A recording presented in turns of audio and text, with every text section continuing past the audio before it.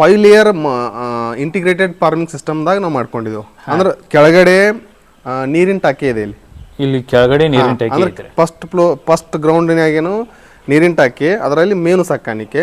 ಇವಾಗ ಇಲ್ಲಿ ಐತ್ರಿ ಈಗ ನೀರಿನ ಟಾಕಿ ಕೆಳಗಡೆ, ಅದರ ಮೇಲ್ಗಡೆ ಜಾಲರಿ ಹಾಕಿ ಅಲ್ಲಿ ಕೋಳಿ ಸಾಕಾಣಿಕೆ. ಅದರ ಮೇಲ್ಗಡೆ ಇದು 3ನೇ ಫ್ಲೋರ್ನಾಗ ಇಲ್ಲೇ ಕುರಿ ಮೇಕೆ ಸಾಕಾಣಿಕೆ. ಆನಂತರ ಇನ್ನು ನೆಕ್ಸ್ಟ್ ಇನ್ನೂ ಫ್ಲೋರ್ನಾಗ ನಾವು ಈ ಪಕ್ಷಿಗಳ ಕೌಜುಗಾಗ್ಲಿ ಪಾರಿವಾಳಗಳಾಗ್ಲಿ, ಆನಂತರ ಮೊಲ ಸಾಕಾಣಿಕೆ, ಹಿಂಗೆ 5 ಲೇಯರ್ ಸಿಸ್ಟಮ್ ಇಂಟಿಗ್ರೇಟೆಡ್ ಫಾರ್ಮಿಂಗ್ದಾಗ ನಾವು 10 ಎಕರೆ ಭೂಮಿ ಇದೆ ನಮ್ಗೆ. ನಾವು ಸಂಪೂರ್ಣ ಸಾವಯವ ಕೃಷಿ ಒಳಗನ ಕೃಷಿ ಮಾಡ್ಬೇಕಂತೇಳಿ ಒಂದು ನಿರ್ಧಾರ. ಆ ಸಾವಯವ ಕೃಷಿಗೆ ಇದು ನಮಗೆ ಪೂರಕ ಆಗ್ತತಿ. ಇದ್ರದ್ದೇನು ವೇಸ್ಟೇಜ್ ಬರ್ತತಿ, ಈ ವೇಸ್ಟೇಜ್ ಅನ್ನ ನಾವು ಈಗ ಮೇಲ್ಗಡೆ ಪಕ್ಷಿಗಳಿರ್ತಾವ, ಪಾರಿವಾಳಗಳಾಗ್ಲಿ ಕೌಜುಗಳಾಗ್ಲಿ, ಆ ಪಕ್ಷಿಯ ವೇಸ್ಟೇಜು, ಆನಂತರ ಈ ಕುರಿ, ಆನಂತರ ಇದ್ರ ವೇಸ್ಟೇಜು, ಆನಂತರ 2ನೇ ಫ್ಲೋರ್ನಲ್ಲಿ ಕೋಳಿ ಅದರ ವೇಸ್ಟೇಜು, ಆನಂತರ ಮೀನು ಅದರ ವೇಸ್ಟೇಜು, ಟೋಟಲಿ ನಮಗೆ ವೇಸ್ಟೇಜ್ ನೀರಿನ ಮುಖಾಂತರ ನಮ್ಮ ಭೂಮಿಗೆ ಹೋಗ್ತದೆ. ನಮಸ್ಕಾರ ವೀಕ್ಷಕರೇ, ಕುರಿ ಮತ್ತೆ ಮೇಕೆ ಸಾಕಾಣಿಕೆಗಳ ವಿಡಿಯೋಗಳನ್ನ ಅಪ್ಲೋಡ್ ಮಾಡಿದಾಗ ಕಮೆಂಟ್ಗಳಲ್ಲಿ ಕೇಳ್ತಿದ್ರಿ, ಸಂಪೂರ್ಣವಾಗಿ ಶೆಡ್ ಬಗ್ಗೆನೇ ತಿಳಿಸುವಂತ ಮಾಹಿತಿಯ ವಿಡಿಯೋವನ್ನ ಅಪ್ಲೋಡ್ ಮಾಡ್ರಿ ಅಂತೇಳಿ. ಸೊ ಅಣ್ಣವರು ಕುರಿ ಸಾಕಾಣಿಕೆ ಮಾಡ್ಬೇಕಂತ ಶೆಡ್ ಅನ್ನ ರೆಡಿ ಮಾಡಿದ್ದಾರೆ. ಅವ್ರು ಯಾವ ರೀತಿ ರೆಡಿ ಮಾಡಿದಾರ ಅಂತ ಅವರ ಮಾಹಿತಿಯನ್ನ ಹೇಳ್ತಾರೆ. ಅವರ ಪರಿಚಯವನ್ನು ಮಾಡ್ಕೊಂಡು ಮಾಹಿತಿಯನ್ನ ಕೇಳ್ತಾ ಹೋಗೋಣ ಬನ್ನಿ. ನನ್ನ ಹೆಸರು RS ಸನ್ಮಣಿ ಅಂತ ಹೇಳಿ, ಕ್ರಾಂತಿ ಸೂರ್ಯ ಕ್ಯಾಟಲ್ ಫಾರ್ಮ್ ಮಲ್ಲೂರ್, ತಾಲೂಕ್ ಸವದತ್ತಿ, ಬೆಳಗಾವಿ ಜಿಲ್ಲೆ, ಮುರಗೋಡ್ ಹೋಬಳಿ. ಇದು ಯಾವ ವರ್ಷ ನೀವು ಈ ಶೆಡ್ ಅನ್ನ ರೆಡಿ ಮಾಡಿರಿ? ನಾವು ಈಗ 2023ರಿಂದ ಈ ಶೆಡ್ ಅನ್ನ ನಾವು ರೆಡಿ ಮಾಡಿದ್ವಿ. ಇದು ಯಾವ್ದಾದ್ರು ಸ್ಕೀಮ್ ಗೌರ್ಮೆಂಟ್ ದಿಂದ ಸಬ್ಸಿಡಿ ತಗೊಂಡ್ ಮಾಡ್ರಿ ನೀವು ಸ್ವಂತ? ಇಲ್ಲ, ಇದನ್ನ PLD ಬ್ಯಾಂಕಿನಿಂದ 10 ಲಕ್ಷ ರೂಪಾಯಿ ನಾವು ಲೋನ್ ಮಾಡಿ, ಅದ 3% ಬಡ್ಡಿ ದರದಲ್ಲಿ ಲೋನ್ ಮಾಡಿ ನಾವು ಮಾಡ್ಕೊಂಡಿದ್ವಿ. ಹೌದ್ರಿ. ಯಾವ ಸೈಜ್ ಐತ್ರಿ ಇದು? ಇದು ಹಿಂಗ ಅಗಲಿಗೆ 31, ನಂತರ ಉದ್ದಗೆ 60. ಮತ್ತೆ ಎಷ್ಟು ಬ್ಯಾಚ್ಗಳನ್ನ ನೀವು ಒಂದು ವರ್ಷ ಐತಲ್ರಿ, ಎಷ್ಟು ಬ್ಯಾಚ್ ಹಾಕಿದ್ರಿ ಇವಾಗ? ನಾವೀಗ 5 ಬ್ಯಾಚ್ ಅನ್ನ ಕಂಪ್ಲೀಟ್ ಮಾಡಿದವ್ರಿ. 5 ಬ್ಯಾಚಿಗೆ ಮಾರಿದ್ವಿ. ಇನ್ನೊಂದು ವಾರ ಬಿಟ್ಟು ನೆಕ್ಸ್ಟ್ 6ನೇ ಬ್ಯಾಚ್ ಅನ್ನು ಹಾಕ್ಬೇಕು. ಅಂದ್ರೆ ಗೌರ್ಮೆಂಟ್ ದಿಂದ ನೀವು ಸಬ್ಸಿಡಿ ತಗೋತಿರಲ್ರಿ, ಇಷ್ಟ ಸೈಜ್ ಒಳಗೆ ಹಾಕ್ಬೇಕಂತೇಳಿ ನಿಮಗೆ ಇದು ಐತ್ನರಿ ಅದು? ಅಂದ್ರೆ ಅವ್ರ ನಾವು ಎಷ್ಟು ಲೋನ್ ಮಾಡ್ತೇವಲ್ಲ, ಅವ್ರು ಸ್ಕ್ವೇರ್ ಫೀಟ್ ಹೇಳ್ತಾರಲ್ಲ ನಮ್ಗೆ ಲೆಕ್ಕ, ಆ ಸ್ಕ್ವೇರ್ ಫೀಟಿಗೆ ನಾವು ಮಾಡ್ಬೇಕು. ಹೌದು. ಅದಕ್ಕಿಂತ ಜಾಸ್ತಿ ಮಾಡ್ಬೇಕಾದ್ರೆ ಕಡಿಮೆ ಮಾಡಬಾರ್ದು. ಎಷ್ಟು ಮರಿ ಹಾಕ್ಬೇಕ್ರಿ?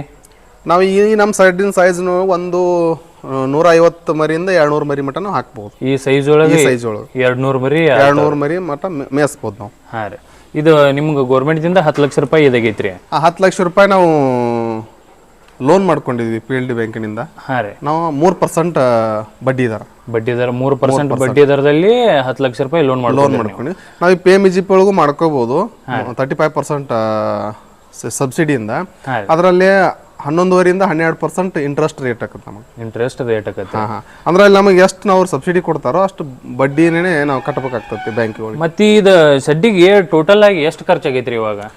ಒಟ್ಟ ಟೋಟಲಿ ನಾವು 20 ಲಕ್ಷ ಖರ್ಚು ಮಾಡಿದ್ವಿ ಸಡ್ಡಿಗೆ. 20 ಲಕ್ಷ ಬಹಳ ಹೆವಿ ಮಟೀರಿಯಲ್ ಹಾಕಿ ಎಲ್ಲ GI ಕಂಪನಿಯನ್ನ ಯೂಸ್ ಮಾಡಿ, ಆನಂತರ ನಾವು 5 ಲೇಯರ್ ಇಂಟಿಗ್ರೇಟೆಡ್ ಫಾರ್ಮಿಂಗ್ ಸಿಸ್ಟಮ್ದಾಗ ನಾವು ಮಾಡ್ಕೊಂಡಿದ್ದೆವು. ಅಂದ್ರೆ ಕೆಳಗಡೆ ನೀರಿನ ಟಾಕಿ ಇದೆ ಇಲ್ಲಿ ಕೆಳಗಡೆ ನೀರಿನ ಟಾಕಿ ಐತ್ರಿ.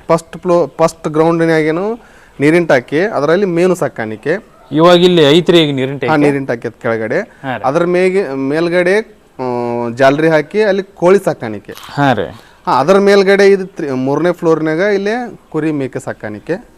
ಆನಂತರ ಇನ್ನು ನೆಕ್ಸ್ಟ್ ಇನ್ನೂ ಫ್ಲೋರ್ನಾಗ ನಾವು ಈ ಪಕ್ಷಿಗಳ ಕೌಜುಗಾಗ್ಲಿ ಪಾರಿವಾಳಗಳಾಗ್ಲಿ, ಆನಂತರ ಮೊಲ ಸಾಕಾಣಿಕೆ, ಹಿಂಗೆ 5 ಲೇಯರ್ ಸಿಸ್ಟಮ್ ಇಂಟಿಗ್ರೇಟೆಡ್ ಫಾರ್ಮಿಂಗ್ದಾಗ ನಾವು. ಇದ್ರ ಬಗ್ಗೆ ನೀವು ಮುಂಚೆ ಎಲ್ಲ ಟ್ರೈನಿಂಗ್ ತಗೊಂಡಿದ್ರನ?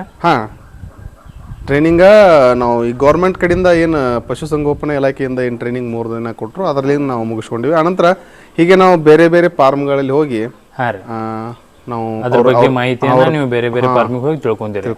ಇದನ್ನ ಮಾಡ್ಬೇಕಂತೇಳಿ ನಿಮಗೆ ಅನ್ಸಿದ್ದೆ ಯಾಕೆ ಮಾಡ್ಬೇಕಂತ ಅನಿಸ್ತಾರಿ ಅದ? ಅಂದ್ರೆ ಈಗ ನಮಗೆ ಇಲ್ಲೇ ಒಂದು 10 ಎಕರೆ ಭೂಮಿ ಇದೆ ನಮ್ಗೆ. ನಾವು ಸಂಪೂರ್ಣ ಸಾವಯವ ಕೃಷಿ ಒಳಗನ ಕೃಷಿ ಮಾಡ್ಬೇಕಂತೇಳಿ ಒಂದು ನಿರ್ಧಾರ.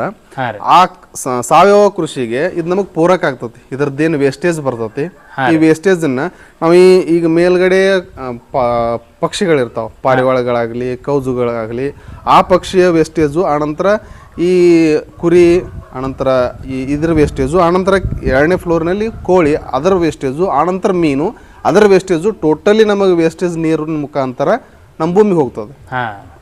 ಅಂದ್ರೆ ಕೆಳಗಡೆ ನೀರ್ ಇರ್ತದಲ್ಲ ಅದು ನಿಮ್ಮ ವೇಸ್ಟೇಜ್ ನೀರ್ನ ಏನ್ ಮಾಡ್ತೀವಿ ನಾವು ಆ ರೀತಿ ನೀವು ಪೈಪ್ಲೈನ್ ಪೈಪ್ಲೈನ್ ಇದೆ ಅಂದ್ರೆ ಓವರ್ ಹೆಡ್ ನಮಗೆ ಇಲ್ಲೇ ಇದೆ, ಈ ಸಡ್ಡೆ ಇದೆ, ಇನ್ನೆಲ್ಲ ಭೂಮಿ ಡೌನ್ ಕದ, ಇಲ್ಲಿಂದ ನೀರ್ ಏನ್ ಮಾಡುತ್ತೆ ಸಾಯ್ಕೊಂಡು ಹೋಗ್ಬಿಡತ್ ನೀರ್ ನಮ್ಗೆ. ಇವಾಗ ಮುಂಚೆ ನೀವು ಕೋಳಿ ಕುರಿ ಸಾಕಾಣಿಕೆ ಅಷ್ಟೇ ಮಾಡಿದ್ರಿ, ಮೀನೆಲ್ಲ ಆಲ್ರೆಡಿ ಮಾಡಿದಿರಿ ಇವಾಗ? ಇಲ್ಲ, ನಾವು ಈಗ ಸದ್ಯ ಏನ್ ಮಾಡಿದೀವಿ ಹಂತ ಹಂತವಾಗಿ ಇದನ್ನ ಇದು ಮಾಡ್ಕೊಂಡು ನಮ್ ಪ್ಲಾನ್ ಇರೋದು ಪೈ ಲೇಯರ್ ನಿಮ್ದು ಪ್ಲಾನ್ ಐತಿ. ಈಗ ಸದ್ಯ ನಾವು ಈಗ ಕೋಳಿ ಅನಂತರ ಇದನ್ನ ಮಾಡ್ಕೊಂಡಿವ್ರಿ ಕುರಿ. ಮತ್ತಿದು ಇಲ್ಲಿ ಒಬ್ಬೊಬ್ರೆಲ್ಲ ಇವನ ಫೈಬರ್ ಯೂಸ್ ಮಾಡ್ತಾರಲ್ರಿ, ನೀವು ಕಟ್ಟಿಗೆ ಎಲ್ಲ ಯೂಸ್ ಮಾಡ್ರಿ?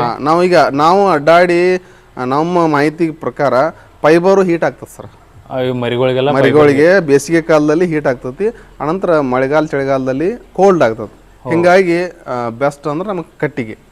ಇದ್ರ ಬಗ್ಗೆ ನೀವು ಆತರ ಎಲ್ಲ ಸ್ಟಡಿ ಮಾಡ್ಕಾಸ ನಾವು ಮಾಡ್ಕೊಂಡಿದ್ವಿ. ಮತ್ತ ಇದು ಕಟ್ಟಿಗೆಯಿಂದ ಜಾಸ್ತಿ ಖರ್ಚಾಗತ್ರಿ, ಫೈಬರ್ ಹಾಕಿರೋ ಜಾಸ್ತಿ ಖರ್ಚು? ಎರಡು ಸೇಮ್ ಆಗ್ತತ್ರಿ, ಎರಡು ಸೇಮ್ ಆಗ್ತತಿ. ಕಟ್ಟಿಗೆ ಸ್ವಲ್ಪ ಜಾಸ್ತಿ ಬರ್ತತಿ ಖರ್ಚು ಫೈಬರ್ಕಿಂತನು. ಅದು ನಮಗ ಇದು ಆರೋಗ್ಯವಾಗಿರ್ತದ. ಇದು ಮರಿ ಎಲ್ಲ ಆರೋಗ್ಯವಾಗಿರ್ಬೇಕಂದ್ರೆ ಕಟ್ಟಿಗೆ ಎಲ್ಲ ಯೂಸ್ ಮಾಡ್ಬೇಕು. ಕಟ್ಟಿಗೆನ ಯೂಸ್.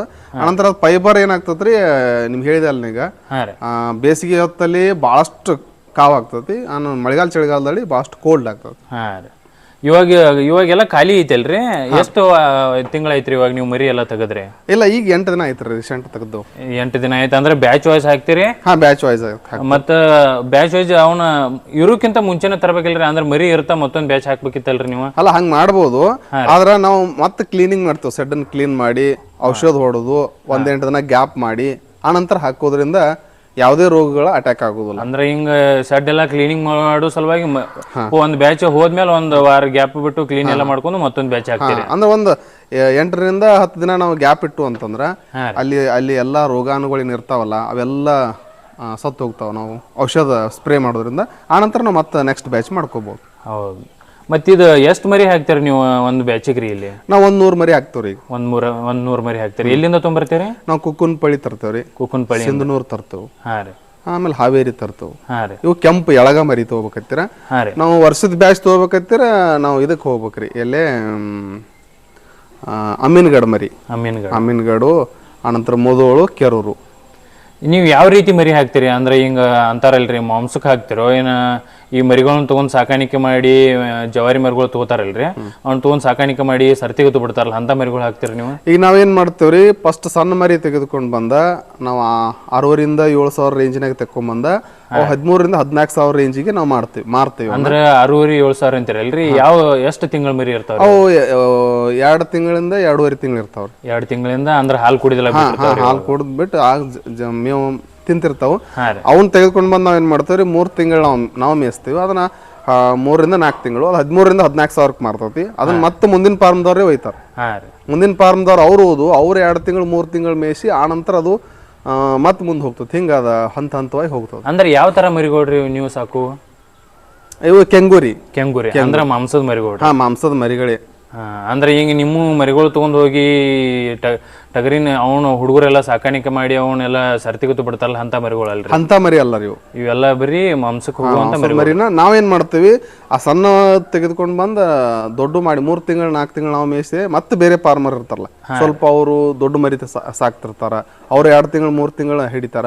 ಆನಂತರ ಮತ್ತೆ ಅದಕ್ಕಿಂತ ದೊಡ್ಡ ಫಾರ್ಮರ್ಗಳು ಆ ಮರಿನ ತೆಗೆದುಕೊಂಡ್ ಬಂದ ಮತ್ತೆ ಅವ್ರು 3-4 ತಿಂಗಳು ಹಿಂಗ್ ಮೇಯಿಸ್ತಿರ್ತಾರಲ್ಲ. ಒಟ್ಟಾರೆ ಇದು ಕೊನೆ ಬ್ಯಾಚ್ ಇದಕ್ಕೆ ಹೋಗೋದಲ್ರಿ, ಮಾಂಸಕ್ಕನ. ಇದು ಕೆಂಗುರಿ ಸಾಕಾಣಿಕೆ ಮಾಡ್ತಾರಲ್ರಿ, ಈ ಕೆಂಗುರಿಗೆ ಹಸಿ ಮೇವು ಹಾಕ್ತಾರ ಏನ ಒಣ ಮೇವು ಅಷ್ಟೇ ಹಾಕ್ತಾರ? ಹಸಿ ಮೇವು ಹಾಕ್ಬಾರ್ದ್ರಿ, ಕಂಪ್ಲೀಟ್ ಡ್ರೈ ಫುಡ್ನಾಗ ತೊಗೊಂಬರ್ಬೇಕು. ಎಲ್ಲ ಕಂಪ್ಲೀಟ್ ಆಗಿ ಡ್ರೈ ಫುಡ್ ಹಾಕ್ಬೇಕ್ರಿ. ಹಸಿ ಮೇವು ಹಾಕಿದ್ರೆ ಏನಾಗತ್ರಿ? ಹಸಿದ ಏನಾಗ್ತತ್ರಿ, ಅದಕ್ಕ ತೂಕಕ್ಕೆ ನಾವು ಹಾಕಿದಾಗ ಜಾಸ್ತಿ ಇರ್ತೈತಿ ತೂಕ. ಹಸಿ ಮೇವು ಏನಾಗ್ತತಿ, ಅವು ರಿಸರ್ಚ್ದಾಗ ದಾಟಿ ಹೋಗಿಬಿಡ್ತತಿ, ಅವಕ್ಕೆ ಅಷ್ಟು ಪ್ರೋಟೀನ್ ಅಂಶ ಸಿಗೋದಿಲ್ಲ. ಈಗ ಮೇವೆಲ್ಲ ನೀವು ಸ್ಟಾಕ್ ಇಟ್ಕೊಂಡ್ ಮೇಲೆ ಮರಿ ಹಾಕ್ತೀರಿ ಇಲ್ಲಿವೆ?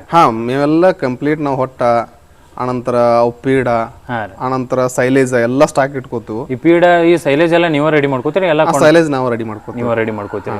ಮತ್ತೆ ಹೊಟ್ಟತ್ತು ಎಲ್ಲಿ ಕೊಂಡ್ಕೊಂಡ್ ತೊಗೊಂಬರ್ತೀವಿ? ಹೊಟ್ಟೆಲ್ಲ ಈಗ ಅಂತೂ ಆಲ್ಮೋಸ್ಟ್ ಎಲ್ಲ ರೆಡಿಮೇಡ್ ಸಿಗ್ತತ್ರಿ. ಈಗ ಎಲ್ಲ ಕೆಜಿ ಲೆಕ್ಕದಲ್ಲಿ ತರಬಹುದು. ನಿಮ್ದೆಲ್ಲ ಜಮೀನ್ ಐತಲ್ರಿ, ನೀವು ಎಲ್ಲ ಸ್ವಂತ ಮಾಡ್ಬೇಕಿತ್ತಲ್ರಿ? ಅಂದ್ರೆ ನಮ್ದು ಹೆಚ್ಚುವರಿ ಕಬ್ಬಿನ ಏರಿಯಾ ಇರೋದ್ರಿಂದ ಆ ಹೊಟ್ಟೆ ಕಣಿಕ್ ನಮ್ ಕಡೆಯಲ್ಲಿ ಸಿಗೋದಿಲ್ಲ. ಕೊಂಡ್ಕೊಂಡ ತೊಗೊಂಬರ್ತೀರಿ. ಒಂದು ವರ್ಷಕ್ಕೆ ಎಷ್ಟು ಇವನ್ ತೊಗೊಂಬರ್ತೀರಿ ನೀವು? ಕ್ವಾಂಟಿಟಿ ಎಷ್ಟು ಮಟ್ಟದ ಹೊಟ್ಟೆ ತೊಗೊಂಬರ್ತೀರಿ? ಅಂದ್ರೆ ನಮಗೆ ನಾವು ಒಂದು 100 ಮರಿ ಸಾಕಿದ್ರ ನಾವು ಪ್ರತಿ ತಿಂಗಳ ಸುಮಾರು ಇಲ್ಲಿ ಡ್ರೈ ಫೀಡ್ ಅಂತಂದ್ರೆ 2 ಗಾಡಿ ಅಷ್ಟು ನಾವು ಹೊಟ್ಟನ್ನು ಹೋಗ್ತತ್ರಿ ಇಲ್ಲಿ. 2 ಗಾಡಿ ಹೊಟ್ಟು ಒಂದ್ ವರ್ಷಕ್ಕೆ ಅಂದ್ರೆ ಒಂದ್ ವರ್ಷ ಒಂದು ತಿಂಗಳಿಗೆ 2 ಗಾಡಿ 2 ಗಾಡಿ ಒಂದು 100 ಮರಿ ನಾವು ಸಾಕಿರ ಪ್ರತಿ ತಿಂಗಳ 2 ಗಾಡಿ ನಾವು ಹೊಟ್ಟದಕ್ಕೆ ಕೊಡ್ಬೇಕು. ಅಂದ್ರೆ ಕಂಪ್ಲೀಟ್ ಅಷ್ಟು ಡ್ರೈ ಫೀಡ್ ಕೊಡ್ತೇವಲ್ಲ ನಾವು, ಹಸಿ ಮೇವನ್ನು ಯೂಸ್ ಮಾಡೋದಿಲ್ಲ. ಕಂಪ್ಲೀಟ್ ಆಗಿ ಎಲ್ಲ ಡ್ರೈ ಕೊಡೋದ್ರಿಂದ ಒಂದು ತಿಂಗಳಿಗೆ 2 ಗಾಡಿ ಬೇಕು. ಅಂದ್ರೆ ಒಂದ್ ವರ್ಷಕ್ಕೆ ಎಷ್ಟು ಬ್ಯಾಚ್ ಹಾಕ್ತೀರಿ ನೀವು ಮರಿ ಎಲ್ಲ? ಒಂದು ವರ್ಷಕ್ಕೆ 4ರಿಂದ ಅಷ್ಟೇ ರೀ, 5 ಬ್ಯಾಚ್ ಅಂತ ಇಟ್ಕೊರಿ. 4 ಬ್ಯಾಚ್. ಒಂದು ಬ್ಯಾಚಿಗೆ ಎಷ್ಟು ಲಾಭ ಆಗ್ಬೋದ್ರಿ? ಅಂದ್ರೆ ಅದ್ರ ಕ್ಯಾಲ್ಕುಲೇಷನ್ ಹಿಂಗೈತೆ ನೋಡ್ರಿ.